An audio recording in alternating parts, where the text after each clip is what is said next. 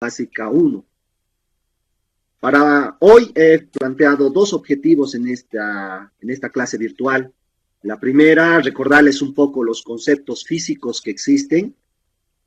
Y la segunda, evidentemente, tendrá que ser la solución ya de ejercicios, lo que nosotros los físicos llamamos la aplicación de las leyes de Newton. El título de mi presentación se llama ahora Aplicaciones de las leyes de Newton.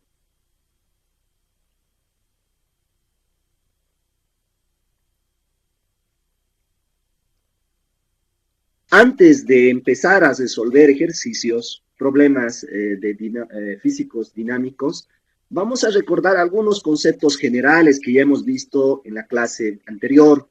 Por ejemplo, algo que debo recaptar y que me gusta mencionar en todas mis clases es que la física estudia lo que son las propiedades e interacciones de la materia. Es decir, estudia el universo mismo, todo lo que compone el universo y todas las interacciones que suscitan en el universo. De eso se encarga la física. Y evidentemente, dentro del campo de la física, una rama es la mecánica, que es el objeto de estudio de este grupo.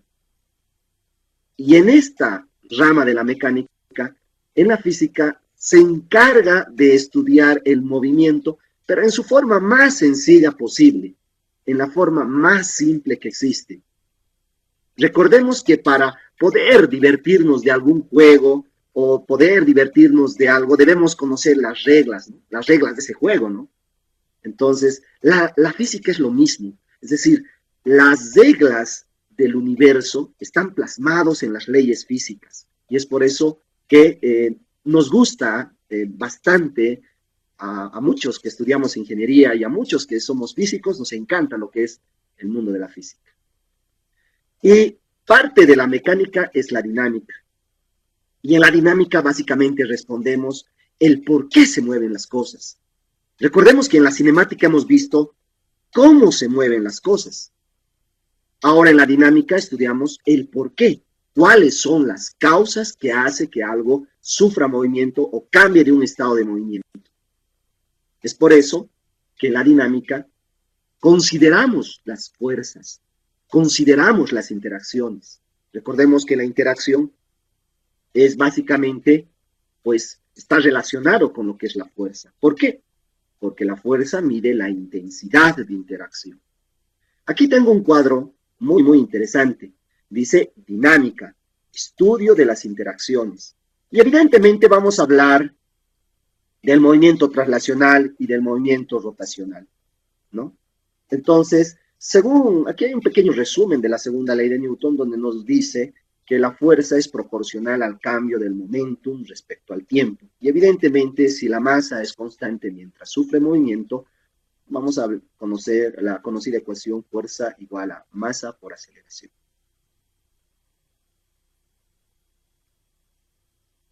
Las tres leyes de Newton. Evidentemente lo hemos visto las tres leyes, pero más que recordarles los conceptos mismos de las leyes, me gustaría que hagan algo interesante, jóvenes. Si tienen algo ahí en su escritorio, por ejemplo, yo tengo aquí un celular, me gustaría que lo observen, pero yo tengo aquí un celular, tal vez lo escuchen. Lo que voy a hacer es que este celular está en reposo en este movimiento con respecto, evidentemente, a la mesa. Recordemos que el movimiento tiene naturaleza relativa, así que tenemos que mencionar el sistema de referencia. Entonces, este celular estará en reposo con respecto a la mesa si es que yo no le aplico ninguna interacción, ¿no? O que la suma de interacciones sea nula también, puede ser eso. En este caso, si yo empujo el celular, lo que estoy haciendo es cambiar su estado de movimiento. Entonces, la primera ley, o la ley de la inercia, trata de ese objeto de estudio. En la segunda ley, le conocemos como causa y efecto, porque si hay interacción, por consecuencia va a haber un cambio. ¿Un cambio en qué? Un cambio en la cantidad de movimiento traslacional o en el momento. Y finalmente, la tercera ley de Newton, que es la de acción y reacción. Como dice ahí en la presentación, no puedo tocar algo sin ser tocado. Podemos hacer dos ejemplos. Por ejemplo, si hablamos de un cohete en propulsión, un cohete se mueve, se acelera, gracias a la tercera ley de Newton. ¿Por qué? Porque la acción sería el cohete empuja los gases y la reacción sería los gases empujan al cohete. Escuchen muy bien eso. La acción, el cohete empuja los gases. La reacción, los gases empujan al cohete. Si hablamos cuando ustedes están en un vehículo, por ejemplo, acción, el neumático se empuja en el pavimento. Reacción, el pavimento empuja al neumático. Bueno, ese es un pequeño resumen de lo que hemos visto anteriormente. Lo nuevo, si ustedes hicieron la lectura del contenido mínimo que publiqué en la plataforma, se habrán dado cuenta que existe una clasificación de fuerzas. Evidentemente, en el foro discutimos algo interesante con una de sus compañeras. Me preguntó cuáles eran las fuerzas fundamentales. Las fuerzas fundamentales tienen que ver con las interacciones fundamentales. Y entre las interacciones fundamentales están las 4, que son la gravitación, la electromagnética, la interacción débil y la interacción fuerte que conversamos en la clase anterior. Pero a partir de este grupo grande, de esta clasificación grande de fuerzas, podemos clasificar también las fuerzas en base a diferentes aspectos. Por ejemplo, podemos hablar de lo que son las fuerzas colineales. ¿Qué son las fuerzas colineales? Como dice, las fuerzas que actúan sobre un cuerpo y tienen la misma dirección. Esas son las fuerzas colineales. Para continuar con esto, les muestro una imagen de un tractor y otro tractor empujados o unidos mediante una cuerda y en la cual se observan las famosas fuerzas colineales.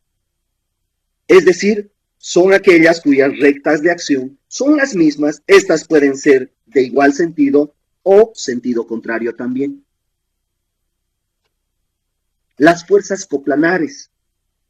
Pues las fuerzas coplanares son expresiones matemáticas que tienen una magnitud, una dirección y un sentido.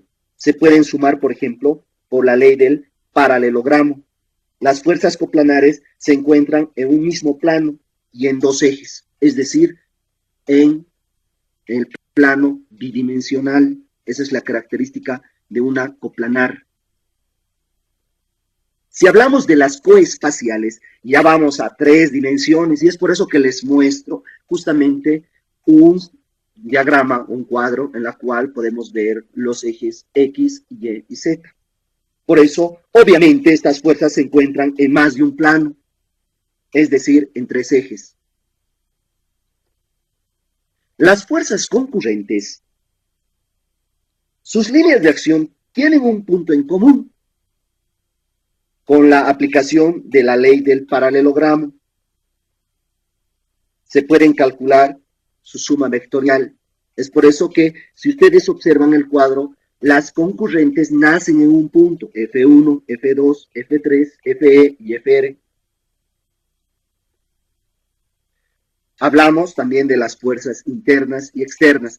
Evidentemente solo voy a hacer un repaso rápido porque cuando llevemos lo que son sistemas de partículas, seguramente nos vamos a divertir bastante con lo que son las fuerzas internas y las fuerzas externas. Pero de hablar de manera rápida, si tenemos las masas M1 y M2, que son partículas, estas representan el sistema. La fuerza F1,2 y la fuerza 2,1 serían las fuerzas internas, porque vienen por las interacciones, ya vamos a llamar gravitacionales, atracción entre sí, por tener la propiedad masa. Sin embargo, la fuerza F1 y la fuerza F2 representan fuerzas externas, porque son fuerzas que vienen fuera del sistema, es decir, están perturbando a las partículas en este caso. Antes de empezar a resolver, vamos a clasificar la forma de solución de ejercicios a partir de distintos sistemas de referencia. Recordemos que la naturaleza del movimiento es relativa y es por eso que cuando hablamos de movimiento de naturaleza relativa tenemos que fijar un sistema de referencia. Ya les di un ejemplo. Ustedes en este momento están sentados en su escritorio o frente a su computador o frente a su tableta y bueno, están en reposo con respecto a ello, pero se mueven con respecto al centro del Sol aproximadamente un valor de 700.000 kilómetros por hora, es un valor alto. Aquí tenemos los sistemas inerciales. ¿Y qué significa un sistema inercial? Si logran ver la diapositiva, observarán que un sistema inercial tiene que ver con un observador en reposo o con movimiento con velocidad constante en línea recta, como pueden observar en la diapositiva. Muy bien, continuamos entonces. Si hemos identificado lo que son un sistema de referencia inercial, pues vamos a empezar a resolver problemas dinámicos a partir de sistemas inerciales. Y para ello voy a comenzar con un sistema físico muy sencillo, desde mi punto de vista el más sencillo que existe. Sin embargo, vamos a aclarar que esta ya es una partícula ligada, porque no está libre. Hay interacciones que evidentemente se están aplicando a esta partícula. Y por ello le he llamado a esto sistemas de masas y poleas. Pero antes de comenzar con este sistema, vamos a aclarar conceptos físicos fundamentales. Por ejemplo, el término partícula, que es abstracción de materia. Polea, ideal, significa que no vamos a considerar ni las masas, ni la forma, ni la dimensión. Es un sistema totalmente idealizado. No hay pérdida de energía. Para ello, el sistema que vamos a empezar a estudiar para comprender los métodos se va a llamar máquina de Atwood. Es una máquina inventada en 1784 por George Atom, por eso es el nombre de esta máquina, como un experimento de laboratorio para verificar las leyes mecánicas del movimiento uniformemente acelerado. Para comenzar con el análisis, vamos a dar dos enfoques de solución de problemas. El primer enfoque se va a llamar método escalar. El segundo enfoque que vamos a llevar va a ser un enfoque ya más vectorial. ¿Cuál es la diferencia? Pues el método escalar normalmente es más rápido solucionar y es más fácil porque evidentemente trabajas con escalares, con valores o magnitudes. Mientras el método vectorial es un método ya que considera direcciones. Entonces, evidentemente cuando hablamos del método vectorial, pues tendremos una herramienta un poco más complicada de resolver ejercicios, pero tiene sus ventajas. Eso quiero decir que cuando tengamos problemas más complicados, más difíciles de poder entender el comportamiento, pues el método vectorial será el ideal para poder resolver este tipo de ejercicios. Vamos a mostrar el método escalar. ¿Qué dice el método escalar? Primero, identificamos la dirección del movimiento. Luego, evidentemente, hacemos un diagrama de cuerpo libre. Sin embargo, hay un recuadro en blanco que me gustaría mostrarles un poco de manera muy rápida. Posiblemente más adelante veamos un poco más la aplicabilidad de esta ecuación, que tiene que ver con el número de cuerdas y la relación de aceleraciones. Por ejemplo, dice número de cuerdas 2, número de cuerdas 1, igual a la aceleración 1 sobre la aceleración 2. Es una técnica interesante para resolver de modo escalar algunos problemas. Nuevamente tenemos la máquina que hemos mencionado anteriormente en la parte derecha. Y lo que vamos a hacer, primero, para resolver este ejercicio, decirles que la masa 1 y la masa 2 son diferentes. En la diapositiva no se menciona el valor que tienen estas masas, sin embargo, yo los voy a mencionar de forma verbal. La masa 1 tiene 1 kilogramo y la masa M2 tiene 2 kilogramos. Este sistema está en el planeta Tierra, por tanto, está sufriendo interacción gravitacional, es decir, atracción, y hay lo que llamamos como consecuencia el peso. Ahora, lo primero que hacemos es, en base a estos datos, más o menos decir qué va a suceder con el movimiento. Como la masa M1 tiene 1 kilogramo y la masa M2 2 kilogramos, lo lógico es que la masa M1 tienda a subir y la masa M2 tienda a bajar, porque el peso 2 es mayor que el peso 1. Entonces, lo que hacemos una vez direccionado el movimiento, vamos a identificar las partículas en el sistema. La masa M1, ¿sí? Y la masa M2, que son partículas, es decir, son puntos, aunque en el dibujo son unos cuadraditos, pero son unos puntos, ¿ya? Unos puntos, lo que llamamos los físicos materia o punto de materia.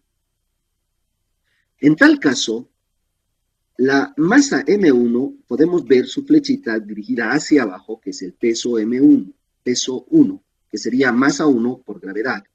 Y como está sujeta a una cuerda, una tensión. El peso, la masa 2, también vamos a identificar su peso dirigida hacia abajo, que va a ser el peso 2.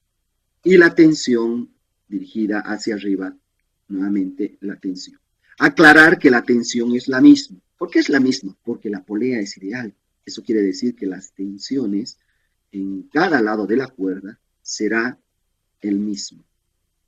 Esto debido a la tercera ley de Newton, a la acción y reacción en cada punto de esta cuerda.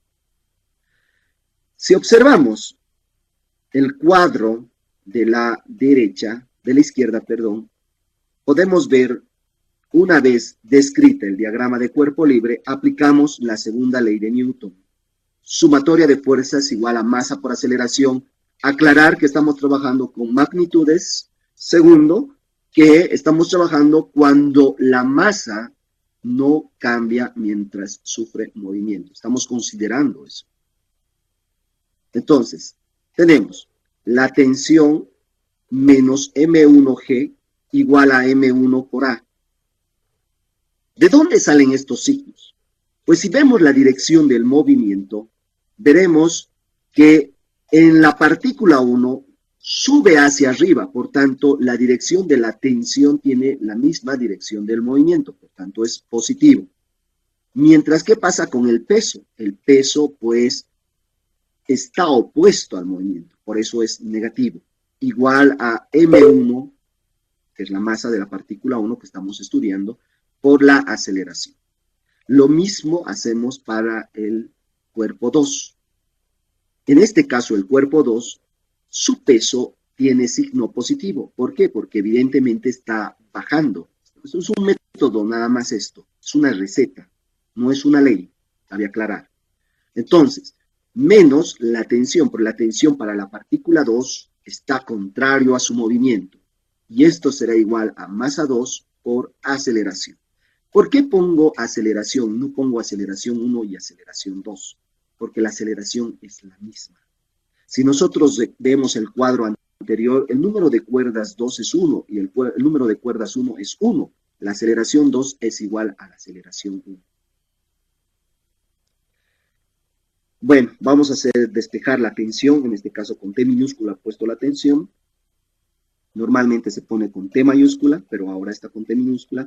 Sumamos las dos ecuaciones, se simplifican las tensiones, nos da M2 menos M1G igual a M1A más M2A. Y aquí tenemos, despejando y reemplazando los valores de las masas, la aceleración en magnitud. Sería 3.27 metros por segundo, que en magnitud para las dos es la misma.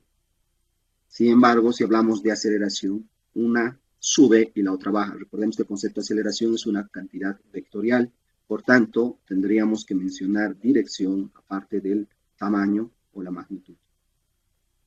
Y finalmente, para terminar el ejercicio, podemos encontrar también la tensión que está aplicada en la cuerda, despejando simplemente de una de las ecuaciones, reemplazando el valor de la aceleración. Otra cosa interesante que me gustaría mencionarles, jóvenes, es que cuando hablamos de métodos escalares, es importante la imaginación. Es decir, debemos imaginarnos cómo va a evolucionar el problema, cómo va a desenvolverse el problema. Continuamos. El método vectorial, y esto es el objeto principal de estudio de esta presentación. Es por eso que voy a hacer un poco más de énfasis en este método. Para poder hablar de este método vectorial, primero identificamos un sistema de referencia inercial. Ya sabemos que es un sistema de referencia inercial, algo que está en reposo o con velocidad constante en línea recta. Entonces, para mí el sistema de referencia inercial es justo esta línea en color celeste que atraviesa transversalmente la polea.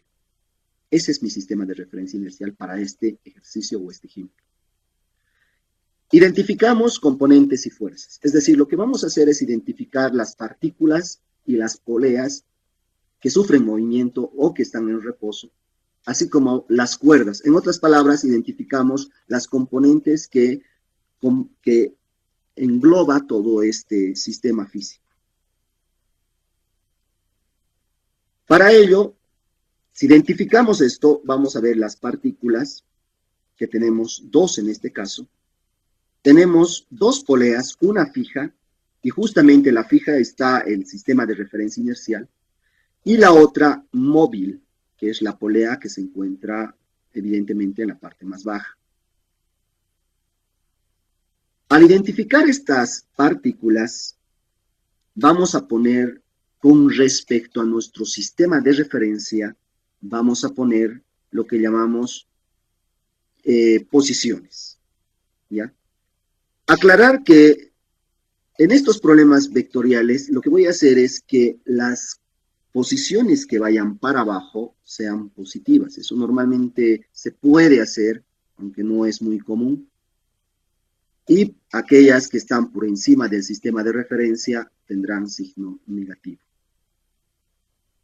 Entonces, identificamos el número de cuerdas. ¿Cuántas cuerdas hay? Hay dos cuerdas. La primera, que le voy a llamar L1, que es la que está arriba, y la segunda, que se va a llamar L2, que es la que está abajo. ¿Qué sucede entonces? L1 vamos a determinar en base a las posiciones con respecto al sistema de referencia. Ponemos Y cuando la partícula o el objeto que está acoplado a ese Y cambia. Por ejemplo, Y1 o YA en este caso le hemos llamado a aquella que está con respecto al sistema de referencia y la partícula 1. Ese 1 tendría que ser el arco que está por encima de la polea en la parte superior. Y YP le he llamado a la posición de la polea. Si vemos la suma de estos componentes, nos da la longitud de la cuerda 1.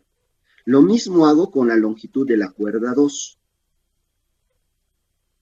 Y2, YB sería la posición de la partícula 2 con respecto al sistema de referencia. Menos YP nos da justamente la longitud hasta la mitad de lo que es la polea que se encuentra en la parte baja. S2 se representaría el arco encima de la polea que se encuentra en la parte baja.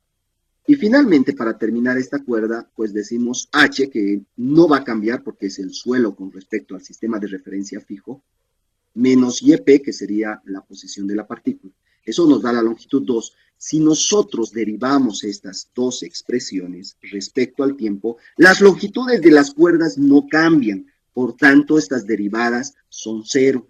Eso significa que L1, su derivada respecto al tiempo es 0, así como L2, su derivada respecto al tiempo es 0. Eso nos va a dar velocidad A, y esto también nos va a dar 0, S1, porque S1 tampoco va a cambiar.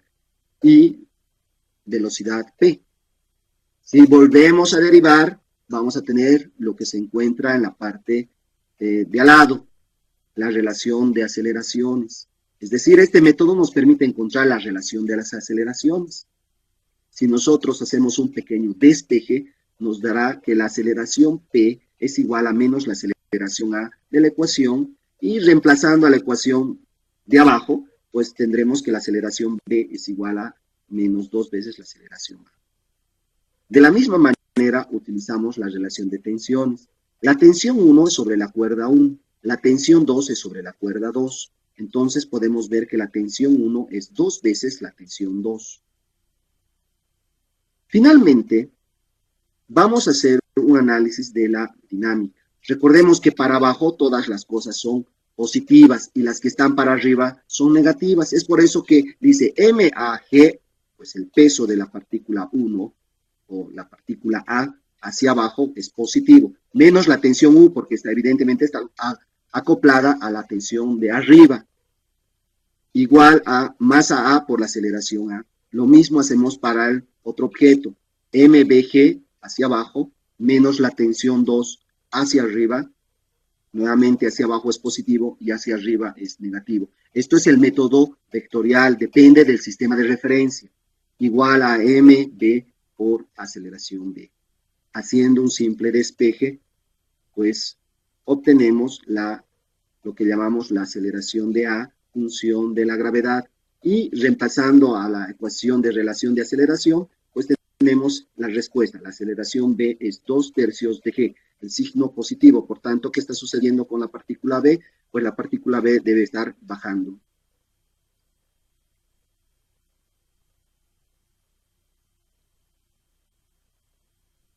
Continuando, tenemos otro sistema, un poco más complejo, pero también interesante. ¿Qué dice este sistema?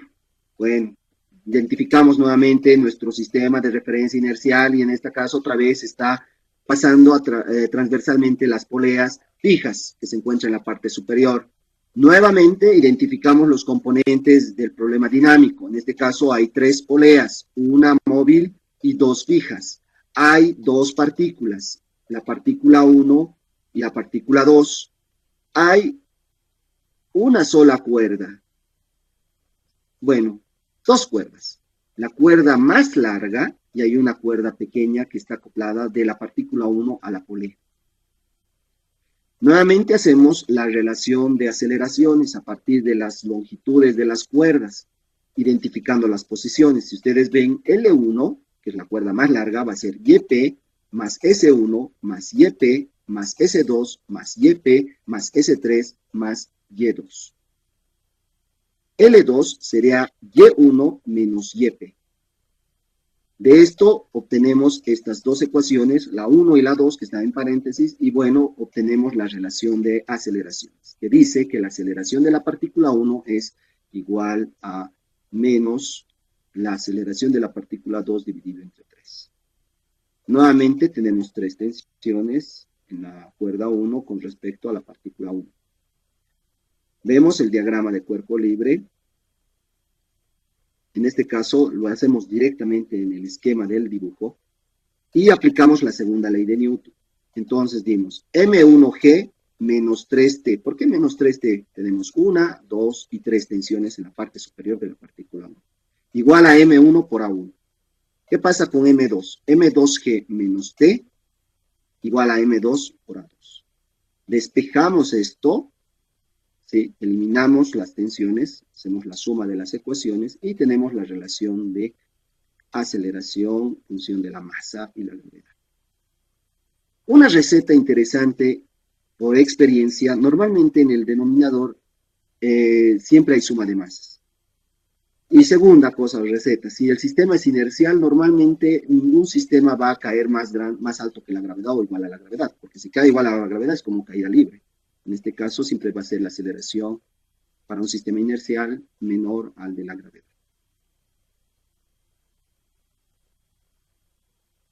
Bueno, para terminar esta presentación, a diferencia de la anterior, en esta vamos a parar primero la grabación, porque ya hemos terminado la parte conceptual. Me gustaría ahora interactuar con ustedes, pues darles algunas dudas y algunas pautas que ustedes tengan. Podemos ir a cualquier diapositiva. Ustedes mencionan y vamos a la diapositiva y pues saldamos cualquier duda que tenga. Sistema de referencia.